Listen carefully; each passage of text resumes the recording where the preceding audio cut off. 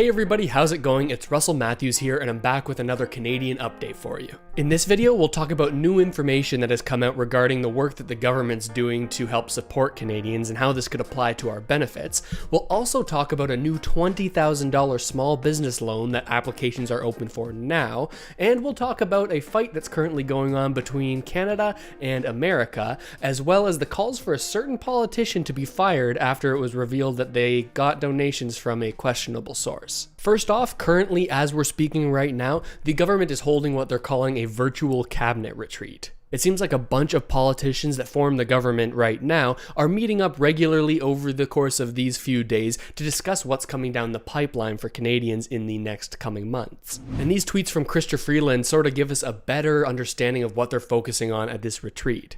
If you don't already know, Chrystia Freeland is the finance minister for Canada, as well as the deputy prime minister, and she's essentially the person who works closest with the prime minister, sort of like his right-hand woman. And here she says, COVID-19 has meant hardship for many Canadians. At this week's cabinet meetings, my colleagues and I are discussing our continued focus on the health and safety of Canadian families, further collaboration with provinces and territories, and how to prepare for a strong economic recovery when the pandemic is behind us. And then she reiterates, like they have many times before, we are working hard to give you the support that you need. Now, while these tweets don't reveal all that much in and of themselves, it does shift the focus a little bit to what could potentially happen to our benefits as we get closer and closer to that end date in March, when many people will not have any more benefits to apply for after the end of CRB for many people. Time and time again, both the Prime Minister and Chrystia Freeland have said, and these are their exact words, we will do whatever it takes to support Canadians through to the end of this pandemic. What that means exactly for their policy going forward when it comes to these direct payment supports to Canadians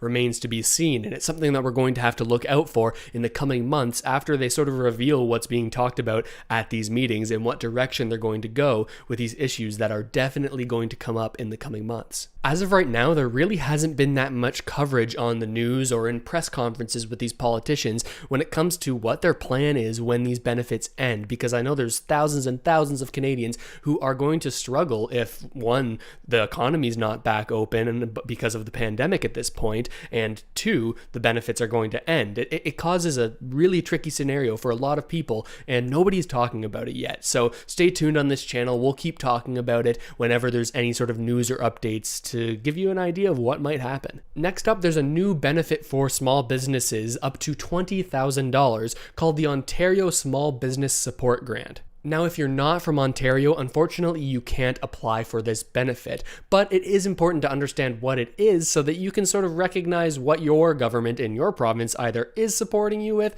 or is failing to support you with. Information and application page for this grant is now open, but we'll just quickly go over what you can get and how you can check if you're eligible. So you can get anywhere from $10,000 up to $20,000 to help cover decreased revenue expected as a result of the province-wide shutdown. If you're Ontario, you probably know that we're struggling pretty hard right now with the pandemic, and there's widespread lockdowns and restrictions on businesses. And obviously, Doug Ford, the Premier, is really gung-ho about trying to act like he supports small businesses, and this is the response to that. As with many of the other business benefits, you have to show that you've actually experienced a revenue decline, in this case of at least 20% when comparing to monthly revenue in April 2019, April 2020. But the unique thing about this benefit, that's not the same for many of the federal business benefits that the Canada government has given out en masse, is that new businesses established since April 2019 are also eligible provided they meet other eligibility criteria.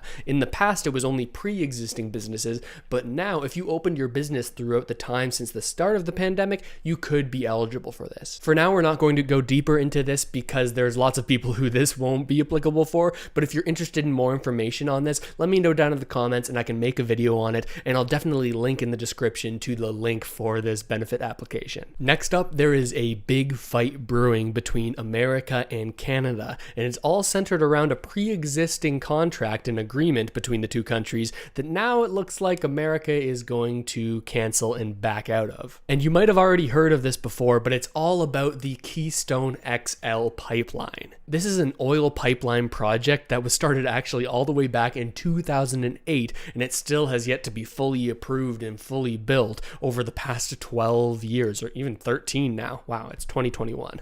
The goal was to construct this giant pipeline that would allow Canada to transport and to sell more oil to the States than ever before. Now, this was extremely controversial right from the very beginning back in 2008. Its supporters were quick to say that, hey, this is going to create thousands of jobs for Canadians and it's going to be a real boost for the Canadian economy. And this was especially true for the province of Alberta, where already struggling Premier Jason Kenney is having a tough time with the economy, and now with this news of the pipeline potentially being cancelled, is likely going to have an even more rough time in the coming weeks. However, right from the very beginning, there have been people that have been strongly opposed to the building of this pipeline, citing environmental reasons and how it doesn't really work into this picture of an environmentally friendly Canada that many people see going forward. Historically, Justin Trudeau, the Prime Minister of Canada, has been in support of this pipeline, trying to push it forward at every opportunity. And even now that we found out that Biden is going to try to sort of can this whole project,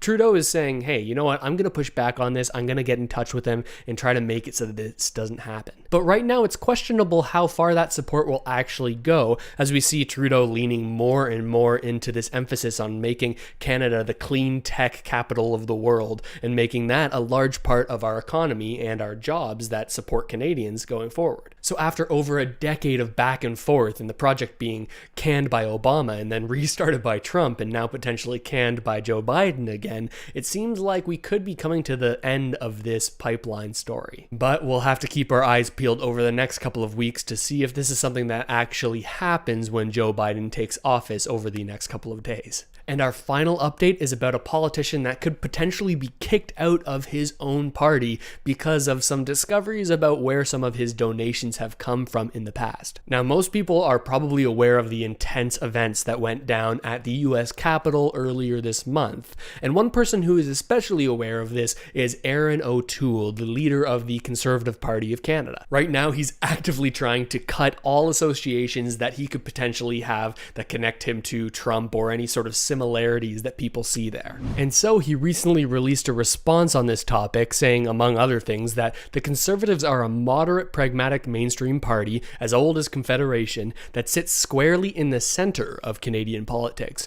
My singular focus is to get Canada's economy back on track as quickly as possible to create jobs and secure a strong future for all Canadians. There is no place for the far right in our party. He then followed this up by calling for a member of his own party, Derek Sloan, to be fired from his position after discovering that he received a $131 donation from a man named Paul Frum. Paul Frum is a self-proclaimed white nationalist here in Canada who has ties to the KKK, and the National Post describes him as one of the most notorious white supremacists in Canada. So, obviously trying to distance himself from this sort of thing, Erin O'Toole released this statement that says, Derek Sloan's acceptance of a donation from a well-known white supremacist is far worse than a gross error of judgment or failure of due diligence, and he also says that he will not allow Mr. Sloan to run as a candidate for the party. Regardless of where you stand on Derek Sloan and his policies, which include trying to introduce policy that would sort of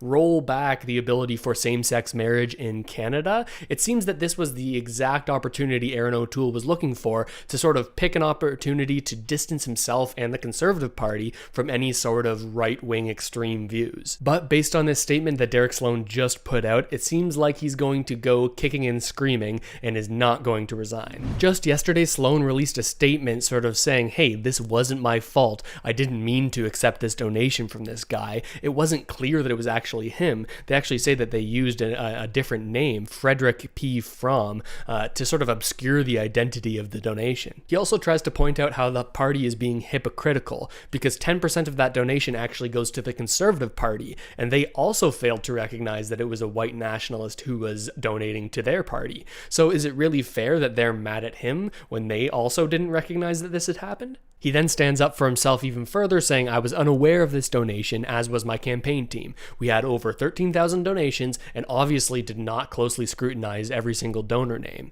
When the problematic donation was brought to my attention, I immediately asked the CPC executive director to refund the donation." And that's where things stand as of right now. So far, Sloan hasn't been ejected from his position, and Aaron O'Toole is still sort of campaigning to have him removed. So that's what's going on in Canada right now, and I'd love to hear what you have to say about it. Let me know down in the comments what you think about any of these stories. I read every single comment I get, and I try to reply to as many as I possibly can, so if you want your voice to be heard, drop a comment down there. And if you like this video and appreciate the Canadian content, then the number one thing you can do to help the channel is, other than watching it all the way to the end of the video, is to share this video with somebody else who might enjoy it. And with all of that said, thank you so much for watching, everybody. I hope this video has helped you out at least a little bit, and I'll see you next time.